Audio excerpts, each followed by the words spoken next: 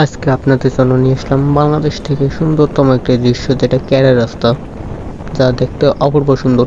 তো চলুন দেখে আসি ক্যার রাস্তা।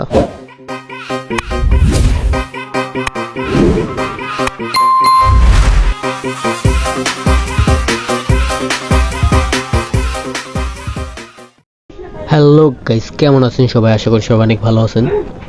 আজ আমরা চলে আসছি একটা নতুন সুন্দরতম দৃশ্যের স্থানে, যেটা আপনারা দেখতেই পাচ্ছেন। আমাদের সামনে কিন্তু সুন্দরতম একটা দৃশ্য রয়েছে, যেটা গাছপালা, নদ নদী ও খালবিল দিয়ে বিস্তীর্ণ এলাকাটি সুন্দর করে সাজানো রয়েছে।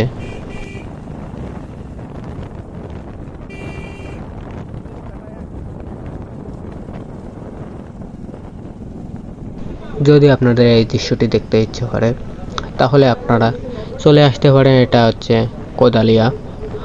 কোদালিয়া একটি সুন্দরতম স্থান, যেটা আপনাদের দেখাতে যাচ্ছি। এটা দুই সাইড দিয়ে ফাঁকা সুন্দরতম জমি এবং ফাঁকা স্থান রয়েছে, উঁচু উঁচু ব্রিজ রয়েছে এবং সাইড দিয়ে নদী ও খাল বিল চলছে। এবং ওইখানে কিন্তু অনেক মানুষ তাদের জীবিকা নির্বাহ করার জন্য মাছ বাঁধাচ্ছে। আর দেখতেই পাচ্ছেন আমাদের চারপাশে কিন্তু সবুজে ঘেরা। আমরা ইতিমধ্যে প্রবেশ করতে যাচ্ছি আমাদের প্রথম যে ব্রিজটা, সেই ব্রিজটার উপর দাঁড়িয়ে কিন্তু আপনাদের কিছু ভিউ সমূহ বা দৃষ্টিসমূহ আমরা ঘুরিয়ে দেখাচ্ছি।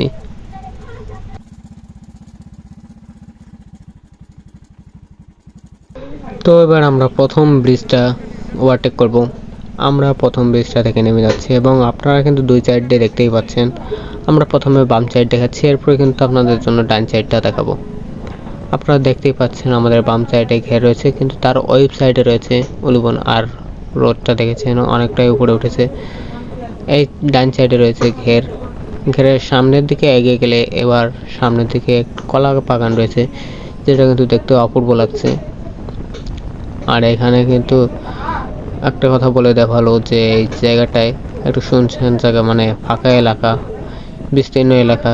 যেহেতু দেখতেই পাচ্ছেন যে এই সাইডে কিন্তু প্রচুর আকারে ঘের এবং ফাঁকা বিস্তীর্ণ এলাকা, যেহেতু সেজন্য এই জায়গায় একটু মানুষের একটু আনাগোনাটা কমই হয়। আবার বিকাল বা সন্ধ্যার সময় এই জায়গাটার দৃশ্য কিন্তু অপূর্ব লাগে দেখতে। এখান থেকে নিজ নিজ মানুষ কিন্তু নিজ নিজ স্থানে চলে যাচ্ছে, যেহেতু এটা শীতকাল, তাই শীতের মৌসুমটা অনেক সুন্দর হয়। আর প্রকৃতির আনাগোনা কিন্তু সুন্দরভাবে চলতে থাকে, আনাগোনা করতে থাকে। এরপর আমরা ব্রিজ নং 2-তে উঠলাম। 2 থেকে ক্রস করলাম, আমরা সামনের দিকে এগিয়ে যাচ্ছি। এগিয়ে যাওয়ার আপনারা দেখতেই পাচ্ছেন, এটা কিন্তু উলুবন, যার যে ফুলটা সেটা কিন্তু অপূর্ব সুন্দর লাগে দেখতে। এবং এখানে দেখতে পাচ্ছেন কারো মাছ ধরেছে। এবার আমরা চলে আসলাম কাঁচা রাস্তায় এবং পাকা রাস্তার সংমিশ্রণে। এটা নতুন রাস্তা করেছে। তো অতঃপর আমাদের সামনে কিন্তু এটা 3য়তম রাস্তা। আর বাম সাইডে দেখতেই পাচ্ছেন যে একটি সুন্দরতম নদী উপর চলছে। তার ডান সাইডে রয়েছে কলা বাগান এবং তার ওই সাইডে রয়েছে সুন্দরতম একটি খাল, যেটাকে খালবিল নদ নদী বলা হয়। আর এখানে কিন্তু কচুরি রয়েছে। কচুরিপানার যেসব ফুল দেখতেছেন, এটা কিন্তু অপূর্ব একটি ফুল, দেখতে অনেকটাই সুন্দর লাগে দেখতে। আর বারবার কিন্তু মনটা দেখতে চাই এখানটায়। আর বাম সাইডে রয়েছে ঘের বা তাল গাছের শাড়ির আনাগোনা। মনটা যেন ছুঁয়ে যায়।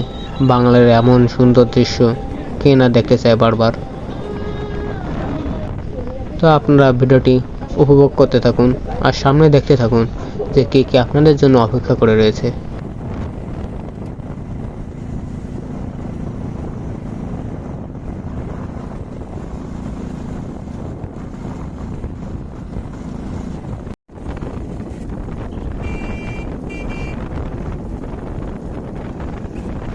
এই পর্যন্ত আমাদের কাঁচা রাস্তা ছিল বা সুন্দরতম রাস্তা ছিল, আর সামনে রয়েছে আরও। এরপরে বিশ্ব রোড এবং তারপরে আপনাদের সামনে আসবে বটতলা, যেটা বাংলাদেশের শ্রেষ্ঠতম মৎস্য সড়ক। ওটাও কিন্তু আপনাদের দেখাবো। আর এর ডান সাইডে রয়েছে খাল, ছোট্ট একটি খাল, দেখতে অপূর্ব সুন্দর। আর দুই সাইডে যে গাছের আনাগোনা, মাঝখানে ছায়া দিয়ে ঢেকে গেছে। গ্রাম অঞ্চলের বাড়িগুলো অনেকটাই সুন্দর লাগছে দেখতে। নিজ নিজ কর্মসংস্থলে কিন্তু তারা সকাল হতে না হতেই চলে যায়।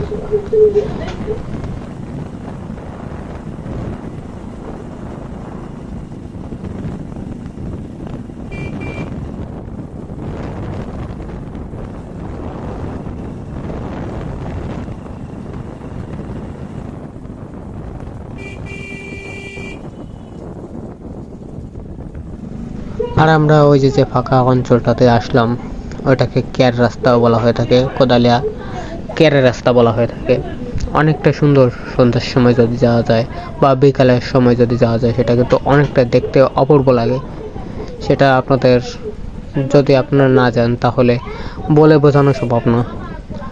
এরপরে আমরা গ্রামের ভেতর দিয়ে আমরা এবার বিশ্ব রোডে উঠবো। তো তার আগে কিন্তু আরও সুন্দর সুন্দর দৃশ্য রয়েছে। আপনাদের সামনে দেখতে পাচ্ছেন যে ভ্যান গাড়িটি, এই ভ্যান গাড়িটি কিন্তু মাছ নিয়ে যাচ্ছে। সে মাছ নিয়ে আমাদের এই বটতলা যাচ্ছে, যেখানে মাছ বিক্রি হয়, যে যার যার মতো চলছে। দেখতেই পাচ্ছেন এখানে কিন্তু আছে চিংড়ি মাছ, সাদা মাছ প্রচুর। যেহেতু বটতলা একটি পৃথিবীর সবচেয়ে বা বাংলাদেশের সবচেয়ে বড় মৎস্য আড়ত, সেহেতু এখানে কিন্তু সচরাচর যে কোনো মাছ কিন্তু বিক্রি হয়ে যায়। তো দেখতে থাকুন। আমরা এবার সামনের দিকে, এই যে দেখতেই পাচ্ছেন বটতলা থেকে কিন্তু বিশ্ব রোডে থেকে নামার পরে কিন্তু এই যে রাস্তাটা, এই রাস্তাটা ধরেই যেতে হয় ক্যার রাস্তা। ক্যার রাস্তায় যাওয়ার সময় কিন্তু এমন একটা রাস্তা সামনে পড়বে যেটা বাধাবিঘ্ন তৈরি করবে, কিন্তু তেমনও বাধাবিঘ্ন তৈরি করে না যাতে আমাদের অসুবিধা হয়। এরপরে আমাদের সামনের দিকে কিছুটা যাওয়ার পরে এই সাইডটায় চৌমাথা আছে, যেখানে কিন্তু কিছু দোকান আছে, ঘরবাড়ি আছে। এরপরে রাস্তা কিন্তু আরও লম্বা আছে, যেহেতু বটতলা তো অনেক দূর, আরও কিছুটা সময়। এবার আমরা বিশ্ব রোডে উঠবো। বিশ্ব রোডে উঠলেই দেখতে পারবেন যে গাড়ির আনাগোনাটা কিন্তু এখন কমই, যেহেতু এটা দুপুরবেলা, সেহেতু গাড়ির আনাগোনাটা কিছুটা কমই হয়। আমাদের সামনের দিকে দেখাতে চেষ্টা করবো যে এখানে বিশ্ব রোড কিন্তু যেটা সবসময়ের জন্য গাড়ি দিয়ে বন্ধ থাকে, সেহেতু এই যে এমন সময়টায়, যেই সময়টায় বিশ্ব রোডটা ফাঁকা দেখা যাচ্ছে, গাড়িগুলো আনাগোনা কিছুটা কম।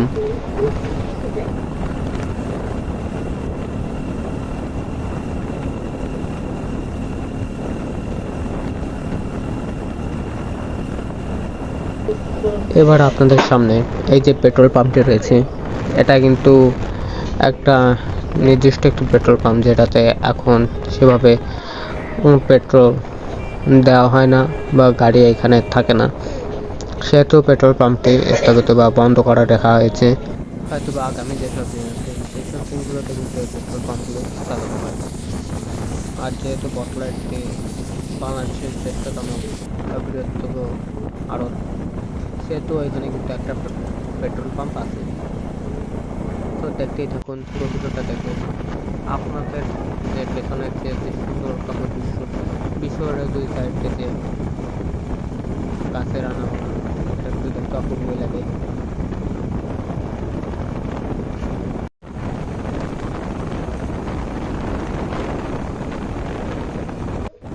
আর এখান থেকে মোংলা সমুদ্র বন্দর তো অনেকটা দূরে না, মাত্র 50 কিলোমিটার সামনেই কিন্তু মোংলা সমুদ্র বন্দর, যেহেতু এখনো বটতলা আসেনি, আর বটতলা থেকে আরও কাছে।